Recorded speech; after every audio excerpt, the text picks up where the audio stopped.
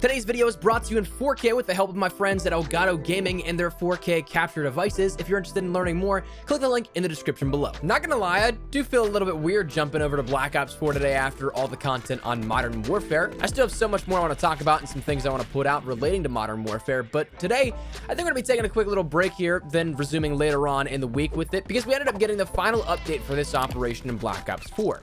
Whether or not you're playing much of it currently or plan to, we got an update which a few more things came to the game, a few returned, and also there are a few global settings on some items like the Javelina Sniper and the Blackout maps. Today we're going to be discussing what today's update really changed, then a little further after, the upcoming Operation Shift, as we see that was finally debuted as of yesterday, the theme, the name, and such were all given out. So we'll talk about all of that, and then of course the update here in this one. But let's jump into it. First things first, you'll be prompted to download the new Black Ops 4 update version 1.24, which is of course needed to play the game, and check out the new stuff.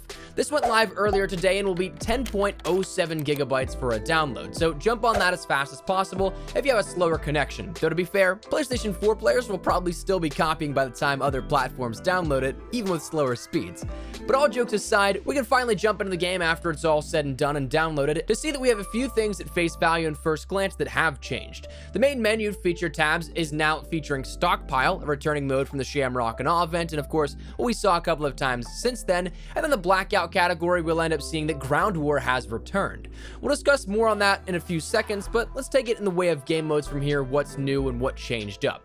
Let's start with MP because that's probably where the majority of you guys will probably be if you end up jumping onto the game and experiencing the update.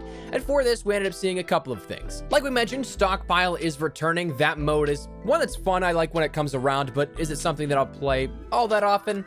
We'll have to see if that one grabs my attention here at this. But the other featured playlists here for this weekend on PlayStation 4 and Xbox One are Bare Bones Mosh Pit, Bolt Action Bare Bones, Party Game Mosh Pit, and Endurance Chaos Mosh Pit. So you got a good healthy choice of the featured modes here this week, and so should be able to find one or two that you enjoy if you want to jump on and play Black Ops 4 before the operation ends. But of course, there's got to be a lot of stuff outside of that because 10 gigabytes certainly doesn't just refresh the playlist here with this. So we do on the MP side see a couple of other significant changes as well. Let's start out with the big ones here because we end up finally seeing that Jungle Flooded is added into the map rotation here with this one. We saw that this was on the roadmap from the very beginning of Operation Apocalypse Z a month and a half ago or so now at this point, and we have yet to see it. People thought that would have came with the Survivors update or the second half split of Apocalypse Z. That did not happen, and so here we are today, actually less than 1 week away from the next start of the next operation, and we finally got that. So a little late on when we may have anticipated it, but we ended up getting it no less here at this, and it is just again another weather variation of the current and classic jungle map that we've seen for years, but also now within Black Ops 4, how that plays out. And you'll definitely notice the rain and the downpour there, but also the fact that half the map is actually underwater. From the very center portions of B all the way in that little ravine there, that's all watered out to the point where you can swim in that, not necessarily even just having to tread on it or get your ankles wet or anything like that. You can full-blown swim in that. So that's going to change the meta and how players will react with that. So I'm curious to see how it is received. But the nice part talking about weather environments that maybe players didn't enjoy is that as a result of this update, Arsenal Sandstorm is actually no longer in the rotation. That was completely taken out. You won't be playing that anymore. Whether or not it comes back, who knows? Your guess is as good as mine. Maybe it was something they had to fix out some bugs on that map, or maybe they just were like, yeah, it actually isn't that great.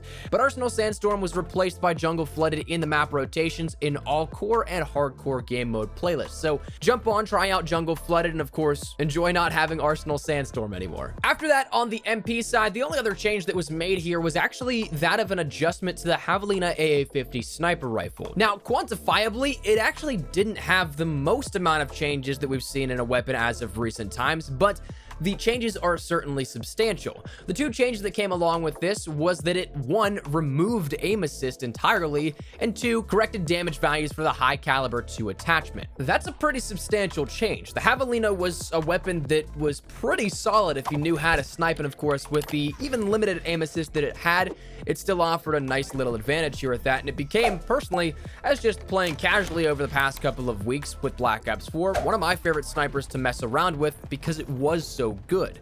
Not even gonna lie, it was something that I felt confident with the Javelina going up in a ton of engagements that I probably shouldn't have won. So to see this adjustment, it brings it back more in line with all the other snipers, I believe, and adds a little bit more to compensate for that you'll have to take into account when using that weapon. But that was something that was changed out today, so adjust your loadouts and your playstyles accordingly. But that is the MP changes here in this update.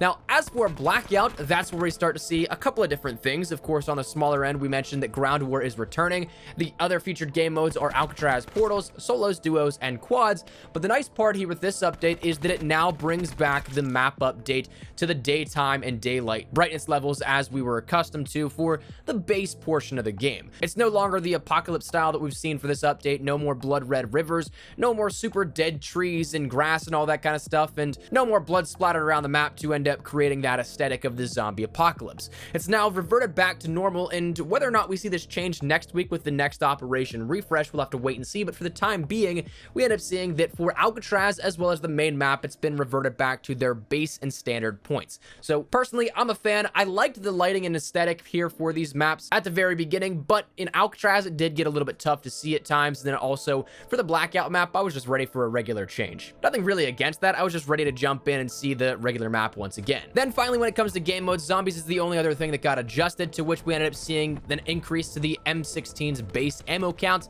and also an issue with hellhounds that would have some erroneous pathing whenever they spawned in. So that stuff was fixed out, but outside of that, the only other changes here with this update come in the way of shop updates, and I can't even really say new because all three items added in were repeat items, unfortunately. We ended up seeing we have the Mastercraft bundle of the Vampire Hunter Vapor variants in the shop. We have the Shaman Crash outfit introduced, and then the Fall Firearms makes its reintroduction for the 4th or 5th time now at this point, still donning that name of Fall Firearms, which I guess now is a little bit more accurate, even though we're still not technically to fall just yet.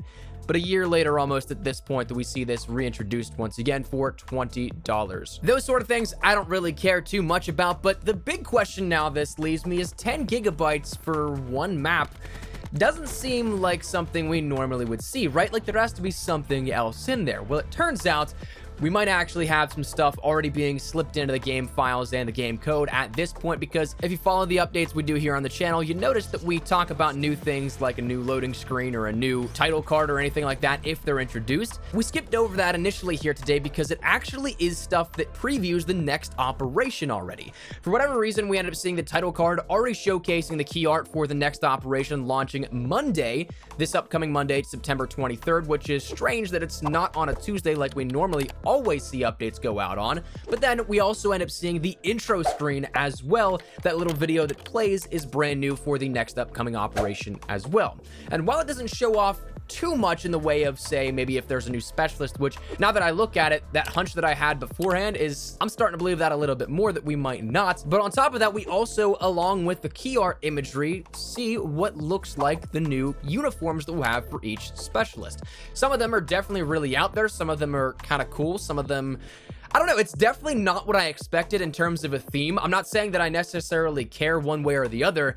It's just definitely something out of left field here that I think. We still had some stuff that was relatively believable and in line with what Black Ops is usually known for, but now with a superhero, supervillain theme, we're definitely seeing the developers just have some fun with it. And personally, I don't really care one way or the other, but this late in the game, it's like, well, if you're not having fun with it, it's not going to be a good time. So if there's any time to go crazy with this kind of stuff, I think it is now at the very tail end of the game. But it is something that we'll be seeing here with this theme and coming on Monday, September 23rd again for this, which is strange given that we normally see updates on Tuesdays. But out of this, we end up seeing that from the promotional material, from that new intro, we can start to see some of the skins and some of the stuff that we end up maybe seeing in the tiers, maybe in the shop at some point. But you end up seeing that from the key art, we have a sort of Human Torch looking outfit. We have the Superwoman type of feel to that one on what I would imagine is Outrider there on the right. We see in the back actually an outfit that was leaked all the way back in like Grand Heist or shortly thereafter. Our good friend Josh Woocool ended up saying it's been 144 days since we saw any update to this skin, and the specialist with that uniform is actually holding what may be our first look at one of the new weapons